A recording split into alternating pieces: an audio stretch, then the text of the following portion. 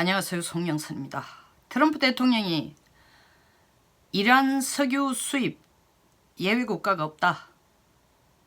이란 기름 한 방울도 딴 나라에게 못 판다고 얘기하자 세계 유가가 아수라장이 됐습니다. 그러자 트럼프 대통령이 또 바로 나와서 하는 얘기가 걱정하지 마라. 내가 오펙 국가들한테 원유 증산하라고 했으니까 곧 기름값 안정될 거야. 그 얘기가 나오자마자 국제유가가 또 3% 떨어졌다고 합니다. 상황이 어떻게 될까요? 트럼프 대통령이 얘기한 대로 국제유가가 안정화가 되려면은 오펙 국가가 증산을 미국하고 이미 합의를 했거나 합의할 의지가 확고해야 됩니다. 근데 이란 석유 수출을 제재를 가하자 사우디가 바로 나와서 부족분을 우리가 좀 충족해 보겠다 얘기를 했지만 6월 달에 오펙 회의가 있습니다. 언제까지 얼마 선까지 원유를 증산할지는 아직 합의된 게 전혀 없어요. 그리고 트럼프 대통령이 마이크 앞에서 세계를 향해 얘기한 것처럼 사우디아라비아가 필요한 부분을 부족한 기름을 채워주고 오펙 국가들이 송유관을 열어가지고 기름을 내보내준다. 이 얘기 한 적이 없어요. 그래서 지금 오펙 국가들은 뜰뜨름한 표정으로 있습니다. 그리고 더 나아가서는 6월달 오펙 회의를 해봐야 알지 우리는 그렇게 약속한 적이 없다라고 지금 대응하고 있습니다. 미국이 오펙 국가들에게 증산을 시키는 이유는 기름값 안정도 있지만 더 큰 이유는 진짜 이유는 에너지로서 세계 질서를 다시 한번 재편하려고 하고 있습니다. 중국 죽이고 오펙 국가들도 죽이고 칼과 총으로 전쟁을 하지 않고 기름으로 세계 질서를 재편하고 패권을 유지하기 위한 전략입니다. 셰일가스는 배럴당 50불 정도를 받을 수 있으면 이 승산이 있다고 합니다. 이익이 난다는 겁니다. 근데 오펙이 이 50불과 경쟁하기 위해서 원유를 마구 증산을 하면 오펙 망하는 거죠. 러시아도 망하는 겁니다. 그러니까 오펙 국가들이 고민을 하겠죠. 물론 오펙이 이렇게 마구잡이 증산을 해주고 미국이 요구한 대로 러시아도 증산을 하면 중국은 살아남을 거예요. 그러나 이걸 미국이 허락하지는 않을 겁니다. 오펙도 증산을 쉽게 결정하지는 않을 것입니다. 오펙이 증산을 안 하면 짧은 기간 동안은 러시아가 이 틈새를 이용해서 원유 수출하고 기름 장사를 좀 해 재미를 볼 겁니다. 그런데 오펙이 증산을 하지 않으면 기름값 계속 폭등을 하면은 중국은 가장 빨리 제가 며칠 전에도 방송에서 얘기했지만 베네수엘라에 눈을 돌릴 겁니다. 이미 2007년부터 베네수엘라 PDVSA 소위 말하는 국영 석유 회사하고 같이 이 기름을 채굴하는 데에 투자를 계속 해왔습니다. 500억 불 투자했습니다. 근데 지금 베네수엘라 사태가 국가 부도 사태가 되니까 미국이 PDVSA가 가진 자산, 해외에 있는 자산 전부 동결시켜라. 마두로는 중국 편이니까 그 말 안 하겠지만 임시 대통령인 과이도가 나는 모르는 일이다. 마두로하고 그런 협약을 해서 돈을 갖다 준지는 몰라도 나는 모르는 거다 하면은 이동 공중분해가 될 수 있어요. 그럼에도 불구하고 중국으로서는 지금 베네수엘라가 가장 큰 경제적인 전략적인 희망이니까 그쪽으로 눈을 돌릴 겁니다. 그래서 제일 먼저 투자하는 게 뭐냐? 베네수엘라의 정상화를 위해서 돈을 엄청나게 투자할 겁니다. 그저께 북경에서 제2차 1대1로 회담을 하면서 시진핑이 아주 자랑스럽게 얘기했습니다. 우리 1대1로 프로젝트에 640억 달러 투자해. 그리고 새로운 프로젝트를 280여 개를 만들어. 속빈 강정이에요. 속으로 지금 우는 거야. 그 돈 내봐야 찾을 수 없다는 거 다 알아. 세계 경제가 안 좋아지고 있는데 그리고 이미 베네수엘라에는 500억 불을 투자를 했는데 200억 불 아직 빚이 남아있어요. 그 1원도 더 갚을 편이 안 돼. 그 200억 불 갚을 형편도 안 되지만 그럼에도 불구하고 중국은 베네수엘라의 정상화를 기대하면서 기름을 뽑아낼 수 있는 방법을 최대한 이 1대1로 프로젝트 중에서 큰 포션으로 쓸 것 같습니다. 근데 여기 재밌는 게 베네수엘라가 정상화되면은 러시아는 울어요. 지금 베네수엘라에 대해서 미국, 중국, 러시아 3 석유 관련 최강국과 경제 강국이 서로 패권 다툼을 이 지역을 두고 하고 있는데 유엔에서 미국이 과이도 임시 대통령을 실질적으로 베네수엘라의 수장이라고 인정한다 했을 때 중국과 러시아가 손을 잡고 우리는 마두로를 밀겠다 했지만 지금 이란의 석유 수출 금지 사태가 벌어지고 난 뒤에 중국이 가속화해서 베네수엘라 정상화한다면은 러시아는 울상이야. 러시아는 베네수엘라 정상화 원치 않아요. 정상화되면 어떻게 돼? 베네수엘라가 기름을 팔아먹는데 베네수엘라가 지금 기름을 못 팔아먹으니까 러시아가 이게 웬 호황이냐. 더더구나 이란 석유 수출 제재까지 내렸으니 러시아는 살판 난 거예요. 지금이 그때다. 2014년 우크라이나 강제 침략해가 크림반도를 뺏어오고 난 뒤에 국제 제재에 걸려가지고 지금 꼼짝도 못하고 경제가 엉망진창이 된 상황인데 그래도 미국이 이란을 죽이고 중국을 죽이려는 거 보니까 내가 숨통을 좀 트겠다 이래 됐는데 중국이 나서서 베네수엘라를 정상화한다? 그럼 베네수엘라가 기름 세계 제1의 산유국이니까 팔아먹는 거예요. 그럼 러시아가 기름 팔 시간이 여유가 없어. 경쟁력도 없어지고 석유 못 팔아먹는 거예요. 이 얘기는요. 이번 북러 정상회담하고도 관계됩니다. 북러 정상회담 누가 제일 생색났다? 푸틴이 제일 생색났어. 김정은은 푸틴을 만나가지고 좀 속된 말로 사바사바 해보려고 그랬어. 야, 지금 미국이 말이야, 나 그 하노이에서 나를 창피를 준 것뿐만 아니라 이렇게 나를 힘들게 하고 있으니까 이때에 러시아 니도 뭐 트럼프에 대해서 푸틴 당신도 트럼프에 대해서 그렇게 호감을 갖고 있는 건 아니니까 우리가 손 좀 잡고 미국 압박가 해보자 한데 푸틴 밀어제낀 겁니다. 김정은이 빈손으로 돌아왔어요. 2002년 김정일이 8월 23일 푸틴과 블라디보스톡에서 회담하고 난 뒤에 빈손으로 돌아오니까 비자가 그 다음날 바로 돌아왔어요. 김정은의 경우는 2박 3일이라 하지만 가져온 게 뭐 있어요. 그거 갔을 때 푸틴에게 뭘 요구했겠어요. 경제협력? 더 구체적인 얘기를 하면 원유와 정제유 얘기를 했을 거예요. 최근에 중국에서 가져온 정제유보다도 러시아에서 가져온 정제유가 훨씬 더 많아졌어요. 9,000톤이나 더 가져왔다는 거 아닙니까? 원래 1월 기준으로만 해도. 그러면 지금 김정은이 푸틴의 바지가리를 붙들고 한 얘기가 뭐겠어요? 야, 트럼프가 말이야 하노이에서만 날 죽이는 줄 알았더니 이란 석유까지 수출 못하게 해서 나 이거 지금 돌아서가지고 손을 벌릴 데 없다. 좀 싸게 해주든지 위선의 외상으로 좀 주든지 러시아가 좀 도와줘. 지금 중국보다 더 많은 정제유를 주고 있으니 지금 우리한테 지원하고 있는 것보다 배가를 하든지 가격은 지금처럼 주는 수준으로 하고 나머지 부분을 외상으로 하든지 해서 그 양을 좀 배로 해줬으면 좋겠다 한데 아니 러시아도 내 코가 석자요.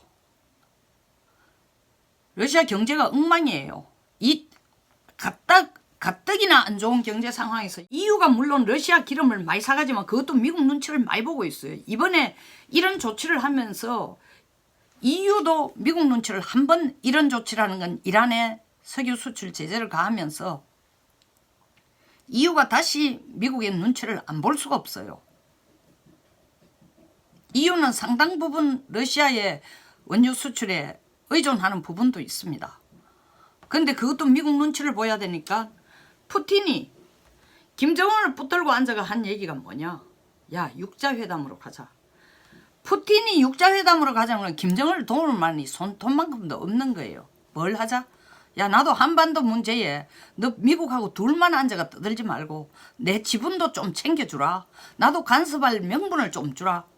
육자회담을 할 생각이 있는 게 아니에요. 그것 가지고 뭘 북한을 도우자는 거 전혀 없어. 근데 육자회담이라는 테이블을 만들어놔야 지도 참석자의 하나가 되니까 그거 얘기하러 김정은을 오락했는데 김정은 김 완전히 센 거지. 뭐 외상으로 석유 좀 달라, 정제유 달라, 경제 지원해달라. 미국이 원수다. 미국이 한반도의 영원한 평화 정착을 이게 앞으로 갈 길은 미국이 좌지우지한다. 그걸 푸틴 형님이 미국에게 얘기 좀 하라 이런데 푸틴은 도리어 뭐라고 얘기했어요? 공개적으로 들으라고 육자회담이 필요하다라고 얘기해. 책임 분산. 그러나 내가 역할을 한반도 문제에 내가 발을 들일 명분을 만드는 거. 그리고 미국에게는 좋은 인상을 주는 거예요. 그러니까 트럼프하고 푸틴하고 사이에 묘한 교감이 이루어진 게 트럼프가 선제적으로 뭐라고 얘기했어요? 마이크 앞에서. 야, 푸틴이 말이야. 북한의 핵 폐기에 대해서 긍정적인 생각을 갖고 있고 북한은 핵 폐기해야 한다고 말하는 것을 들었다 하고 먼저 마이크에서 떠들어요. 정말 그렇게 얘기해 줬는지 안 했는지 모르는데 왜 푸틴이 육자회담 나오자고 하니까 이게 말이야 푸틴도 이걸 북한을 이용해서 미국의 경제 제재나 세컨다리 보이콧이나 그리고 최근 이란 석유 수출 제재를 통해서 그 러시아가 석유 팔아먹을 길이 생긴 것을 미국을 불편하게 해서 그 기회조차 뺏기지 않도록 하기 위해서 푸틴이 수치는 거예요. 그리고 트럼프는 그 푸틴의 속셈을 다 내다보고 푸틴이 말이야 북핵 폐기해야 된다고 말하는 것을 내가 들었다 이렇게 얘기하고 있어요. 이거 마치 뭐하고 같으냐. 문재인 대통령이 트럼프를 만나러 갔는데 딴 얘기는 하나도 안 하고 부인들 앉혀놓으세요. 어떤 얘기 했겠어요. 비밀 취급 인가증 없는 사람들 앞에서 북핵 문제를 어떻게 얘기해.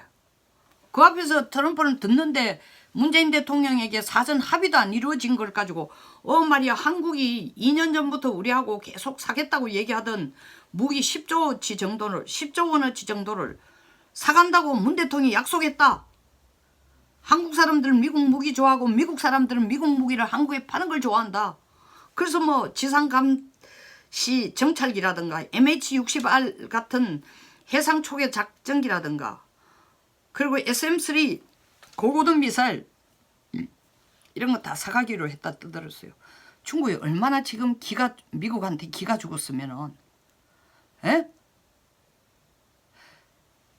성주에 사드 배치할 때에 요격거리도 200km 정도밖에 안 되는 그거 세울 때 온갖 난리를 다 쳤는데 그 지상 사드보다는 몇 배로 더 성능이 뛰어난 SM-3를 한국이 사가겠다. 물론 약속은 안 했지만 트럼프가 그래 선제적으로 얘기한데도 중국이 말 한마디 안 하고 있어요. 이게 지금 미중 무역전쟁 때문에 중국이 지금 죽을 판인 거야. 그때 문 대통령에게 선제적으로 한국이 무기 사가겠다 얘기한 거나 푸틴이 러시아도 북한이 핵을 폐기해야 한다고 말하는 것을 들었다라고 트럼프가 선제적으로 얘기한 것 같은 맥락이에요.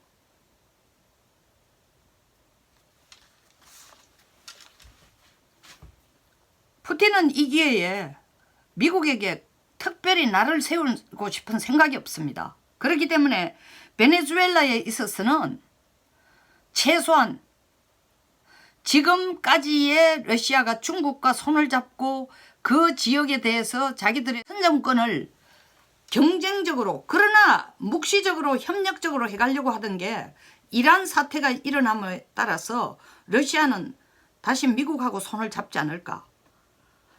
무슨 얘기냐. 베네수엘라의 정상화를 시간을 지질 거다.